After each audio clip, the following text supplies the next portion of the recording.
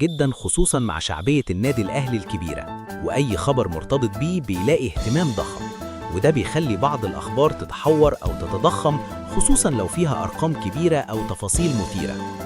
الجماهير بطبيعتها بتحب تعرف كل حاجة، وده حقها طبعا، لكن في نفس الوقت لازم يكون في وعي إن مش كل حاجة بتتقال بتكون صح، ودايما الأفضل انتظار المصادر الرسمية أو التصريحات المؤكدة.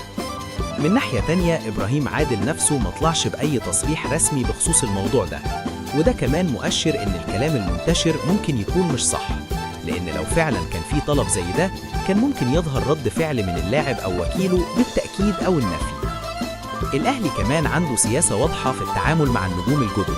أي لاعب بينضم للفريق بيكون داخل منظومة كبيرة فيها قواعد والتزامات، ومن أهمها نظام الرواتب، وده اللي بيخلي الفريق مستقر وناجح على مدار سنين طويلة، ما عدا الكام سنة اللي فاتوا لما شرفوا حبايبنا.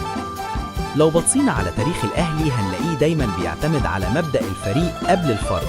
حتى أكبر النجوم اللي لعبوا في النادي كانوا جزء من منظومة، ومفيش حد كان أعلى من الكيان.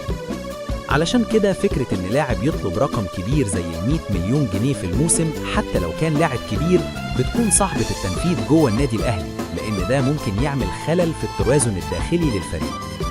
في نفس الوقت ده مش معناه إن الأهلي مش بيصرف أو مش بيجيب لاعبين كبار، بالعكس النادي دايما بيدعم الفريق بصفقات قوية، لكن بيعمل ده بشكل مدروس جدا.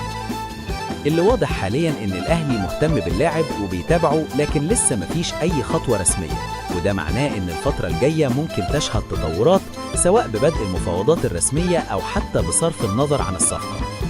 الجماهير هتفضل تتابع وتتكلم، وده طبيعي طبعا، لكن المهم إننا نفرق بين الخبر الصحيح والإشاعة، وفي الحالة دي النفي اللي طلع من داخل النادي بيأكد إن موضوع ال100 مليون جنيه مش حقيقي. وفي النهاية سوق الانتقالات دايما مليان مفاجآت، وممكن أي حاجة تحصل، لكن الأكيد إن النادي الأهلي هيفضل ماشي بسياساته المعروفة، وهي التوازن والاستقرار واتخاذ القرارات الصح في الوقت المناسب. سواء الصفقة تمت أو لأ، إبراهيم عادل لاعب مميز، والنادي الأهلي نادي كبير، وأي ارتباط بينهم هيكون محط أنظار الجميع. لكن لحد ما الأمور تبقى رسمية، كل الكلام اللي بيتقال يفضل مجرد تكهنات.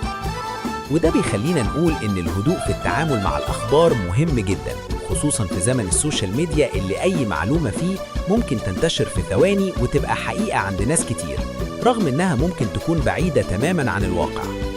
في الآخر الحقيقة اللي نقدر نعتمد عليها دلوقتي إن مفيش طلب ب100 مليون جنيه من إبراهيم عادل، وإن الأهلي لسه بيدرس الموضوع وبيفكر إزاي يتحرك بالشكل اللي يخدم مصلحة الفريق من غير ما يضغط على ميزانيته أو يخل بتوازن الرواتب.